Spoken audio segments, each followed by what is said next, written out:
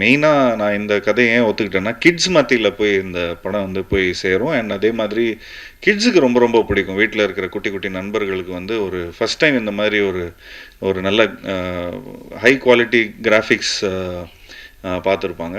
And இந்த climax வந்து எல்லாரும் சொன்ன மாதிரி ரொம்ப ஒரு ஒரு முக்கியமான ஒரு ஒரு நல்ல ஒரு கிளைமேக்ஸாக இருக்கும், விஷுவல் ட்ரீட்டாக இருக்கும். பட் என்னென்னா இந்த கிளைமேக்ஸில் நாங்களாம் நடிக்கலை. வீட்டுக்கு போக சொல்லிட்டாங்க, நீங்கள் கிளம்புங்க சார் அப்படின்ட்டாங்க.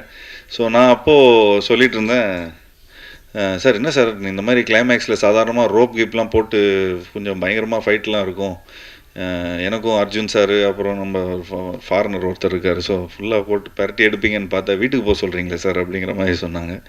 ஸோ அப்போ கொஞ்சம் வியப்பாக தான் பார்த்தோம், கொஞ்சம் சர்ப்ரைசிங்காக தான் இருந்தது. அண்ட் எனக்கு ரொம்ப ஆர்வமாக இருந்தது, எப்படா இந்த இந்த இந்த இந்த சீக்வன்ஸ் எப்படி வந்திருக்கும் அப்படின்னு ரொம்ப ஆர்வமாக இருந்தது. அதுக்கப்புறம் சார் எப்போ பார்க்கலான்னு சொல்லி கிட்டத்தட்ட ஒரு வருஷமாக நான் வந்து வெயிட் பண்ணிகிட்ருக்கேன் அந்த சீக்வன்ஸை பார்க்குறதுக்கு.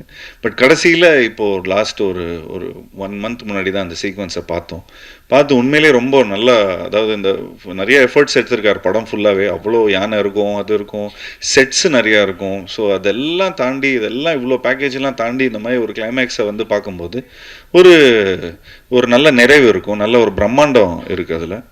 ஸோ அதுக்கு வந்து பாவை ஜெய் சாருக்கு வந்து என்னோடய பாராட்டுகள் சார்.